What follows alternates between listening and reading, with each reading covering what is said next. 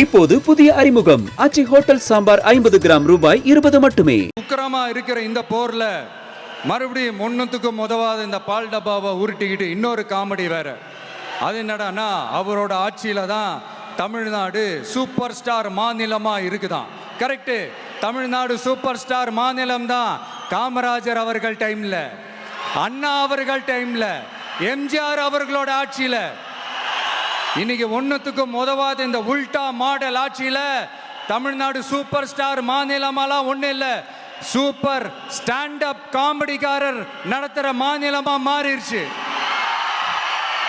மக்களே, உங்களுக்காக மட்டுமே தான் வர தடைகள், சதிகள், சூழ்ச்சிகள் எல்லாத்தையும் தாண்டி இந்த 2026 இந்த தேர்தலில் டிவிக்கு தில்லா நிற்கும்.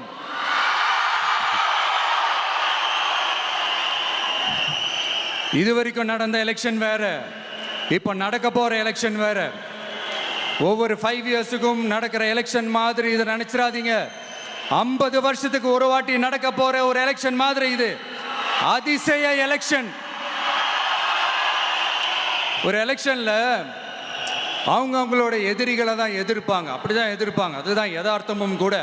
ஆனா இந்த எலெக்ஷன்ல தான் ஒட்டுமொத்தமா எல்லாருமா சேர்ந்து ஒருத்தனை எதிர்க்கிறாங்க. ஒட்டுமொத்தமா எல்லாருமா சேர்ந்து இந்த விஜயை எதிர்க்கிறாங்க. ஏன்னா இந்த விஜய் ஊழலை எதிர்க்கிறான், லஞ்சத்தை எதிர்க்கிறான், மக்களோட மக்களா நிக்கிறான். அந்த மக்கள் அவன் கூட நிக்கிறாங்க. அந்த காண்டு எப்படி, அந்த காண்டு தான் ஒட்டுமொத்தமா எல்லாருமா சேர்ந்து ஒருத்தனை எதிர்க்க காரணம். நீங்க எப்படி வேணா எதிர்த்துக்காங்க, ஆனா போட்டி 2 பேருக்கு நடுவில் உள்ளதான் ஒண்ணு. இன்னொன்னு, இந்த எலெக்ஷன் டேல மேக்சிமம் என்ன பண்ணுவீங்க? போவீங்க, ஓட்டு போடுவீங்க, வருவீங்க, அவ்வளவுதான் உங்களுடைய பார்ட்டிசிபேஷன். ஆனா இந்த எலெக்ஷன்ல நீங்க பங்கெடுத்துக்க போறீங்க. எஸ், உங்க வீட்டில் இருக்கிற ஒரு விஜய் தான், உங்க வீட்டில் இருக்கிற ஒரு விஜய் தான் வேட்பாளரா நிக்க போறாங்க. உங்க வீட்டில் நிக்கிற ஒரு வேட்பாளர்னா அப்போ உங்க வீட்டில் இருக்கிற மற்றவங்க எல்லாருமே வாக்காளர்கள் தானே. உங்க அம்மா, உங்க அப்பா, உங்க அண்ணன், உங்க தம்பி, உங்க சொந்தம் டிவிக்கே வேட்பாளர் அப்படின்னா அப்போ உங்க ஓட்டு விசில் சின்னத்துக்கு தான் எல்லாருக்குமே தெரியும். ஏன், நம்மளோட எதிரிங்களுக்கு கூட அது நல்லாவே தெரியும். அதனாலதான் நமக்கு எதிராக அவ்வளவு அவதூறு பரப்புறாங்க. என்னென்ன அவதூறு பரப்புறாங்கன்றது உங்களுக்கே நல்லா தெரியும்.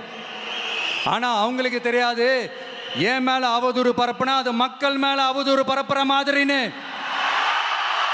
எனக்கு அரசியல் தெரியலன்னு சொன்னா அது மக்களுக்கு அரசியல் தெரியலன்னு சொல்ற மாதிரின்னு.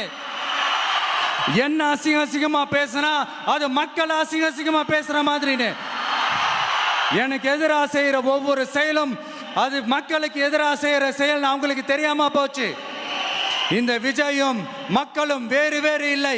இந்த விஜயும் மக்களும் ரத்தமும் சதையும் மாறி, உடலும் உயிரும் மாறி, ஒன்னிலிருந்து ஒண்ண பிரிக்கவே முடியாது.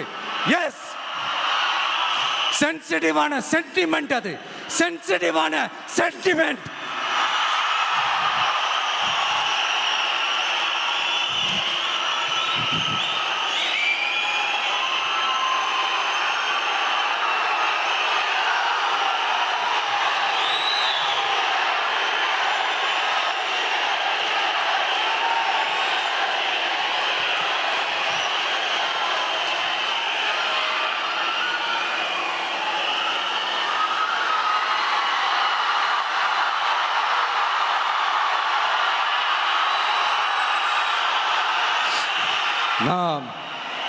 சாரி, இதை யாரும் அசைக்க முடியாது.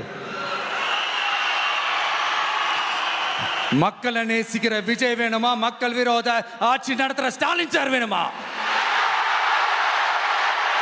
இந்த விஜய் நம்புறீங்களா, ஸ்டாலின் சார் நம்புறீங்களா? Proof. This is the proof.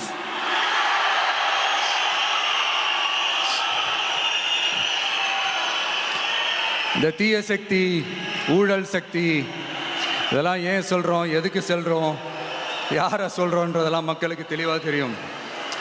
அதே மாதிரி டிவிகேவுக்கு போட்டி டிஎம்கே தான்றதும் மக்களுக்கு தெளிவாக தெரியும். அப்படி இருக்கும்போது நாம் ஏதாவது பேசினா வாண்டடாக சில பேர் வந்து வண்டியில் ஏறி உட்காந்துக்கிறாங்க.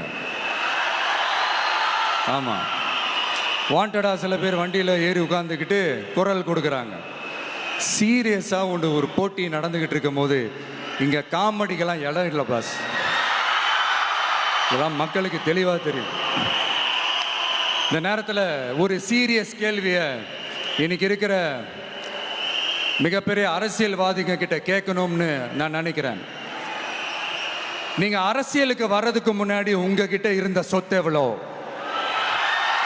அரசியலுக்கு வந்ததுக்கு அப்புறம் இன்னைக்கு உங்ககிட்ட இருக்கிற சொத்து எவ்வளோ? அதை ஓப்பனா டிக்ளேர் பண்ண முடியுமா? அப்படி வந்த காசெல்லாம் என்னென்ன தொழில் செஞ்சு வந்துச்சு, என்ன வேலை செஞ்சு வந்துச்சு, உண்மையிலே நீங்க உழைச்சி சம்பாதிச்ச காசா, இல்ல ஆட்சி அதிகாரத்துக்கு வந்ததுக்கு அப்புறம் ஆட்டைய போட்ட காசா? இதெல்லாம் ஓப்பனா டிக்ளேர் பண்ண முடியுமா? இதெல்லாம் நம்ம கேட்டா எல்லா ஊழல்வாதிகளும் ஒன்னா சேர்ந்து நம்ம மேல சேத்தவாரி வீசுவாங்க. அதை பத்திலாம் நமக்கு கவலை இல்லை. ஏன்னா நாம யாருன்னு மக்களுக்கு நல்லாவே தெரியும். இப்போது புதிய அறிமுகம் ஆச்சி ஹோட்டல் சாம்பார் 50 கிராம் ரூபாய் 20 மட்டுமே.